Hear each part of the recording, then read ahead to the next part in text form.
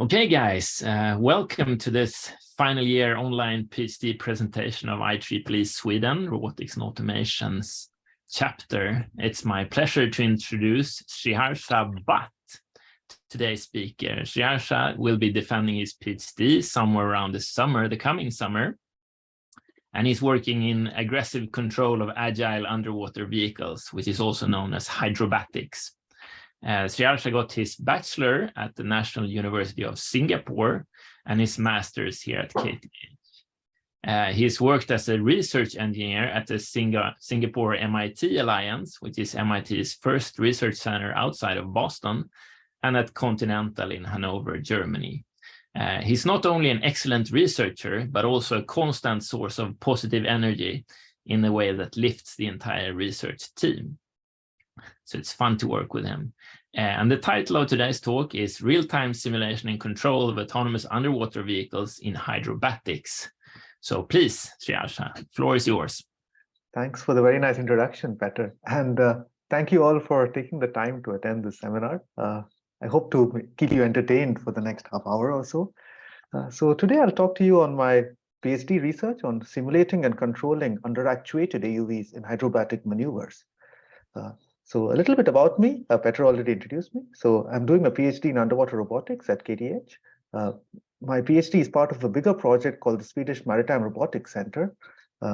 And I work a lot on modeling, planning, and control of underwater robots. And during this time, I've been focusing a lot on field applications, on deploying these vehicles in the field in different use cases and trying to understand the performance in such scenarios. I'm originally from Bangalore in India, and I studied in Singapore, Germany, and Sweden, as Peter already mentioned. So the word hydrobatics, it comes from the term aerobatics, and it's the art of performing advanced maneuvers with underwater vehicles. So as you might know, there are these fighter planes, for example, which can do very agile maneuvers in the air. And in the water, you have some of these marine mammals and also fish, which do some really crazy moves. And not just looking artistic, but also with practical significance. And when you look at underwater robots, why do we look at agile maneuvering here? It's a very important question.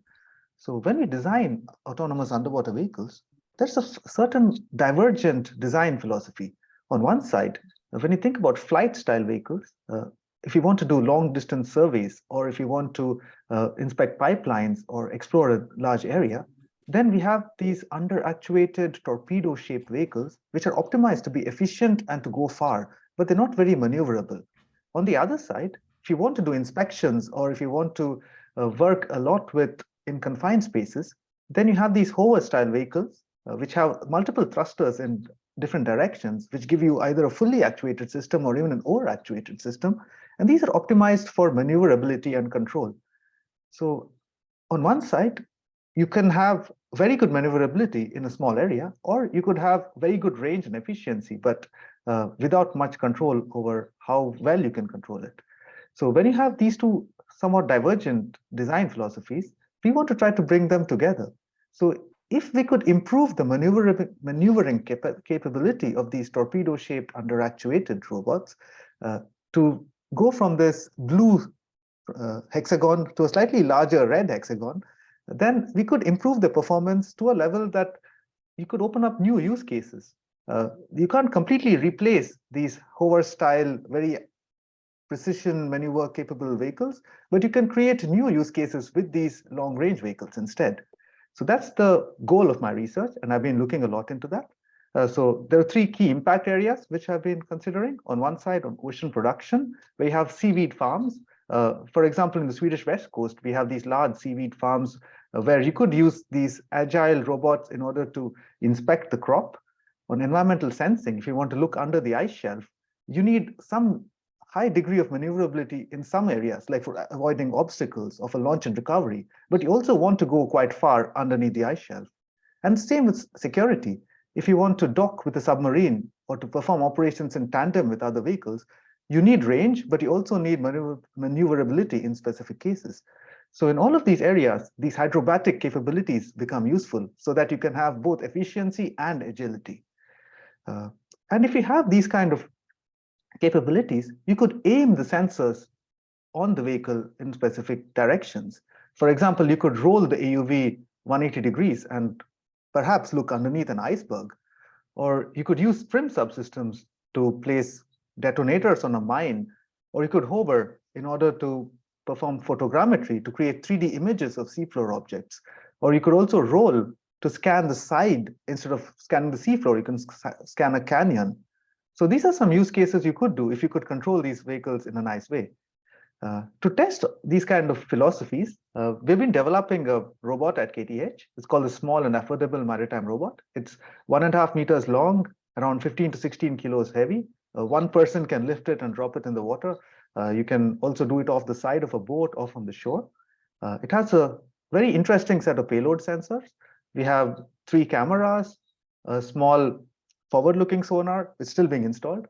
We have a Doppler velocity logger for navigation. We also have reasonably good IMU. We have some side scan sonars, and we have some chemical sensors, including a conductivity, temperature, depth sensor, as well as a fluorometer.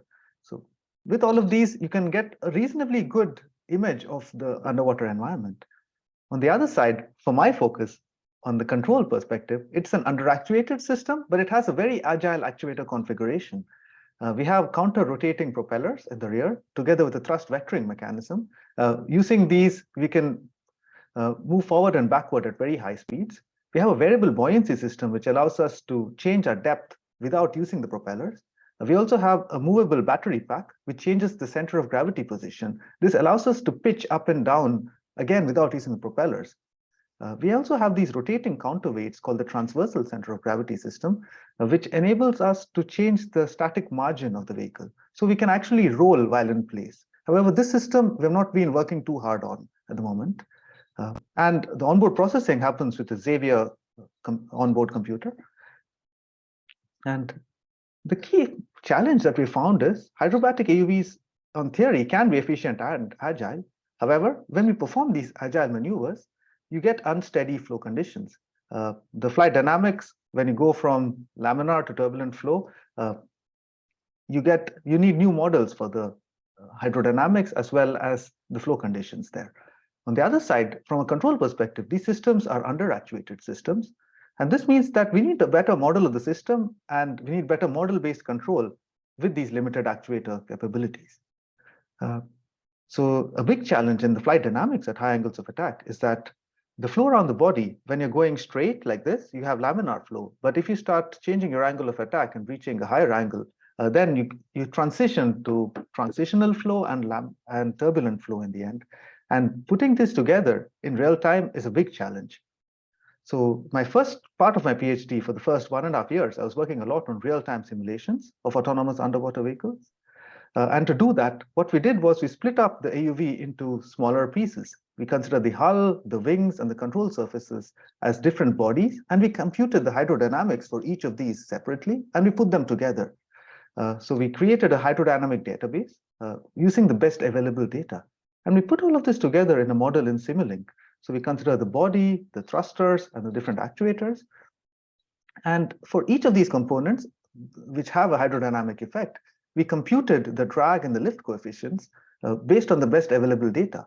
So for example, this area, which considers a low angle of attack and a low Reynolds number on the yellow part, we used computational fluid dynamic simulations. So we had high confidence that the hydrodynamic data that we have is good. On the other side, at the higher angle of attack, between maybe 50 degrees and 180 degrees, here we had to use existing semi-empirical data from NASA using the DATCOM formula. So by combining the CFD together with the semi-empirical data, we have a value of the drag and the lift for every flow condition. And by interpolating in this kind of database, we could obtain very quickly the kind of flow around the body. So when we have a nonlinear model of the system, and when you have a better knowledge of the hydrodynamics, we're able to get more realistic behavior of the system with respect to any control inputs. So within our simulation model, we could also subscribe and publish to external ROS topics. We could plot the different data, and we could also add some noise from sensors, and including a state estimator. And all of this was run using an integrator using a Runge-Kutta solver. So using that kind of simulation environment, this is one kind of simulation that I did to do a helix maneuver. This is sped up 8 times, but we're trying to inspect a target maybe in the center of the screen. And the AUV is using this asynchronous forward and backward propulsion in order to surround it in all degrees of freedom. And doing this, we can get a pretty agile maneuver with a limited actuator usage. Similarly, we try to validate turning on the spot using the SAM AUV. So here it's similar to parallel parking your car, for example, where you go forward and backward asynchronously while also turning left and right.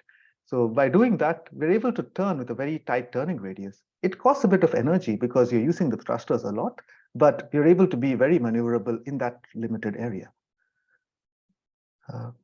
So running these kind of interesting simulations gave us more insight into having an environment as well as having the confidence of the platform to do control.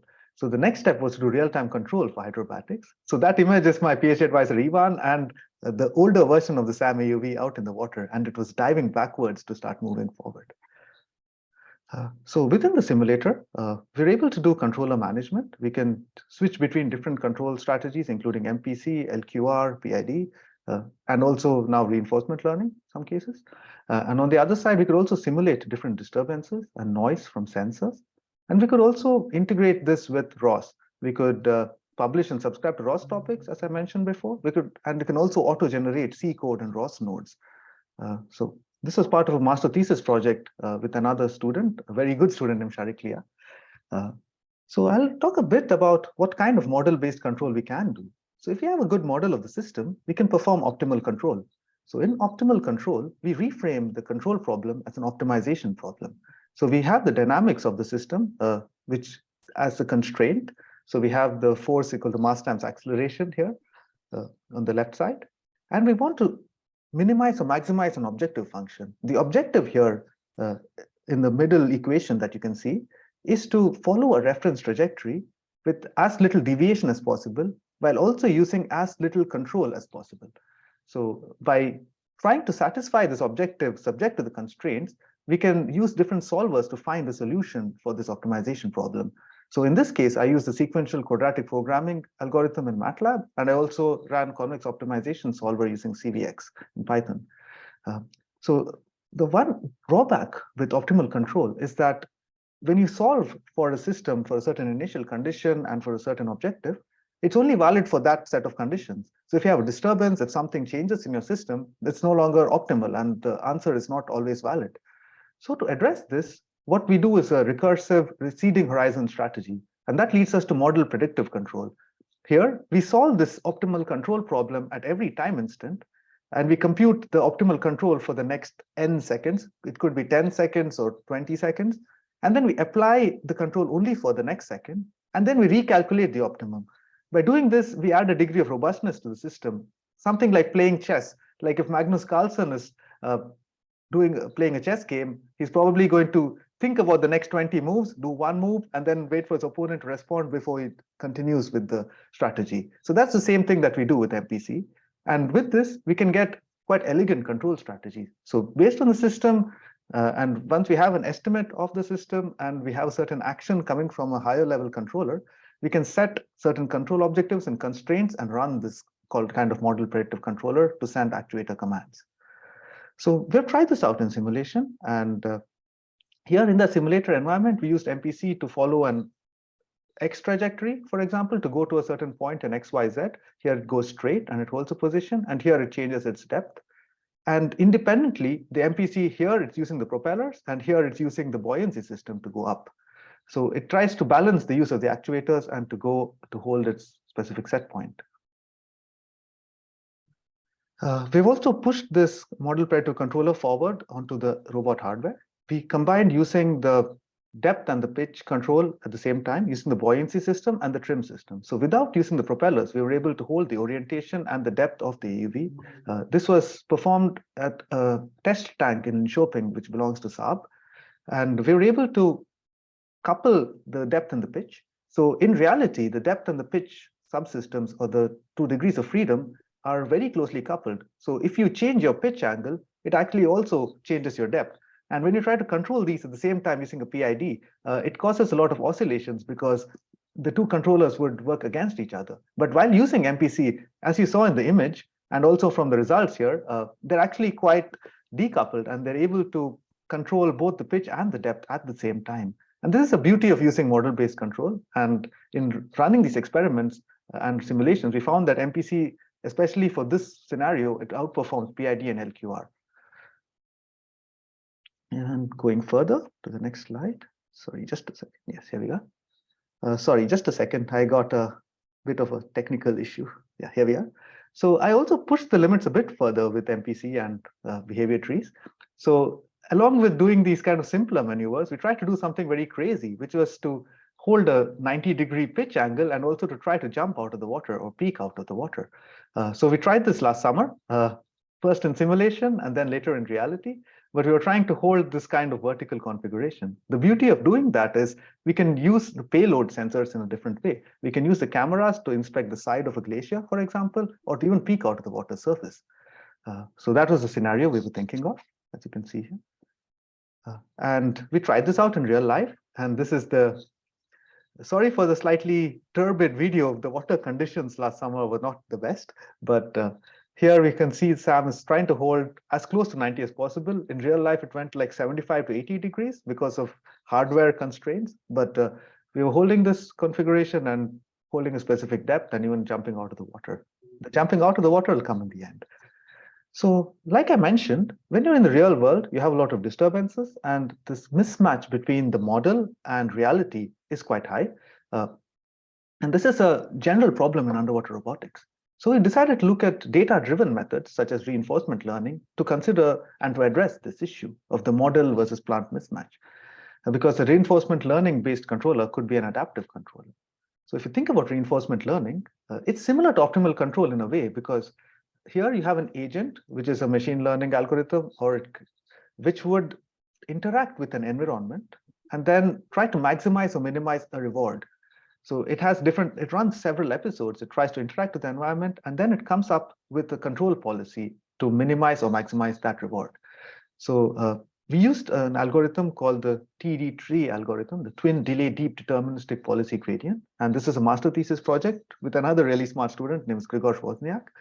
And we worked together to train an RL agent to do what I did with the MPC, to hold a certain pitch and depth angle using the trim subsystems. So using TD3, the kind of policy we got was a bang-bang policy. So it uses the LCG and the VBS actuators, the center of gravity system and the buoyancy system, to hold a depth and a pitch at the same time from the results. And when on comparison to a PID, you can see that the policy is quite different. So from the PID, it goes and it has a certain degree of oscillation, and there's an overshoot, and then it holds the steady state. While with the RL agent, it goes with a more bang-bang approach. But in terms of error, it has very similar performance, and it's quite comparable. While the RL's performance looks more similar to the MPC, I would say. So here's a short video of that. So when you start from a certain configuration, then you try to change the depth, and you have this kind of an oscillation. He's going from a 5-meter depth to an 8-meter depth in this video. One point to be noted is that in the beginning, the agent was trained on a set of equations of motion until you got a policy, and then the training was continued in a simulation environment. In this case, it's called Stonefish Simulator. And later on, we continued to run this trained agent also on the actual vehicle. So when we take this forward, so here you can see it, for example, holding a specific depth using reinforcement learning. And we took this forward. We took this trained agent and we put it on the SAM AUV and tried to do depth control with it. And here we ran into some challenges on transferring from simulation to reality. So when we tried to change the different depths, we saw that there was very high overshoot. We had a depth set point of 1.5 meters. And first it just overshot all the way down to 4 and then came up to the surface. And then on changing a couple of parameters and the set point, we were able to come closer to the value, but still with a lot of overshoot. So what we believe is that there's still quite some sim to real transfer challenges, and we have to work a little bit more on it using topics such as domain randomization, but this is a very interesting area for open research. So taking all of these things together, I focus a lot on field applications. The image here is from Svalbard. This summer I was there to do some field work, and these polar bears came when we were out on the boat. So what I was talking about so far has been these controllers and these two simulation environments, the Stonefish simulator and the Simulink simulator. So outside of that, that's not enough to run a robot. So we have a navigation stack using dead reckoning. I think Nacho is online here. He's done a lot of work on that. We also have a decision-making agent in a behavior tree. And that basically is the main controller that sends sub-actions to other tasks. So the behavior tree gets a mission from an operator from outside, from the real world. And then the operators, based on the mission that it receives, it sends actions to a motion planner. And if everything is safe, then the motion planner sends set points to controllers, and then the controllers perform the control. So this is a larger cyber-physical system that we're working with. And what I've been talking about so far has been this control area. So with this hybrid control architecture, we've combined the behavior tree with a bunch of cascaded PID controllers in order to run several missions and to do different tasks. This includes doing waypoint following, sampling, and inspection. So one of the tasks that we did, this was 2 years ago, was to run a survey mission to search for a submerged target. So what we did was we dropped a Mini Cooper down in the water at Askö, which is south of Stockholm, a small archipelago island there. And we used the SAM AUV to perform a survey to find this Mini Cooper using cameras. It was a joint project with a few PhD students as part of the SMART demonstration. And here you can see that at the end of the mission, we were able to detect the car first in simulation as well as in real life. Another thing that we've been doing, we're still continuing this work, is on seaweed farm scanning and detection. So using the side scan sonars on SAM, we've been running up and down the lines of a seaweed farm in the west coast of Sweden, because having an AUV can help us scale these seaweed farms to larger sizes and to inspect the state of the crop and to monitor water quality parameters. So together with other PhD students and research engineers at SMART, I was working on doing waypoint following while following these seaweed lines, while these lines were detected using a side scan sonar. And a project I'm currently working on is on adaptive sampling of ocean phenomena, where using these kind of control algorithms, how can we track a front, for example, an algal bloom? And it's still an ongoing project. Right now, we're using Gaussian processes to find the front and to then using simple controllers to follow the front in that sense. And recently, we've also been looking into docking, which requires this kind of hydrobatic maneuver. We've done some preliminary experiments this summer on localizing the AUV with respect to the dock. This was done by another PhD student. And now I'm working on closing the loop by taking the camera's feedback and controlling the AUV to hold a position with respect to the dock and do station keeping.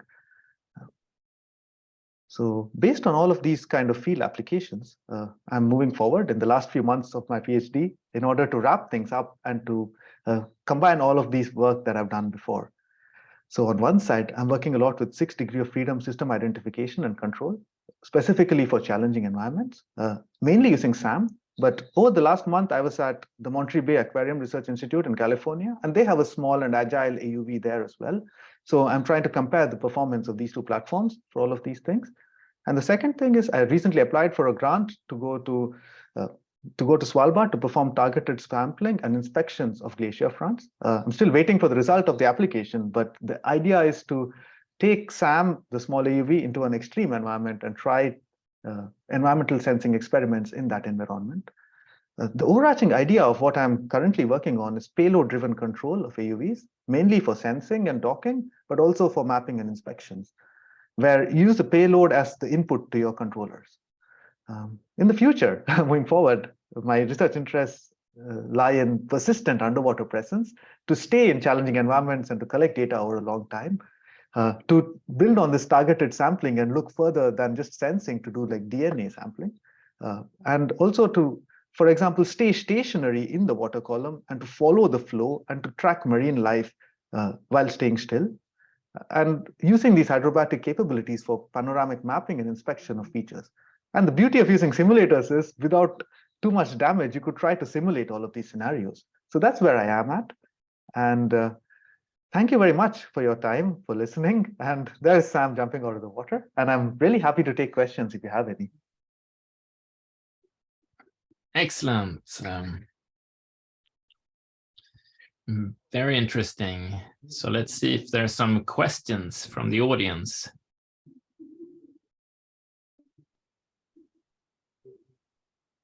Either raise your hand or just speak up or write in the chat. Or maybe start from me. Hi. Hi, Zoe. Hi. I'm working in DCS with Kali. And I visited your lab once. Yeah, I remember we met once. Right? So yeah, exactly.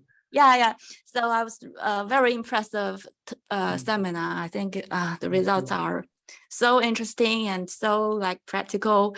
And here are some questions. The first one is I'm interested in the learning-based the method. Okay.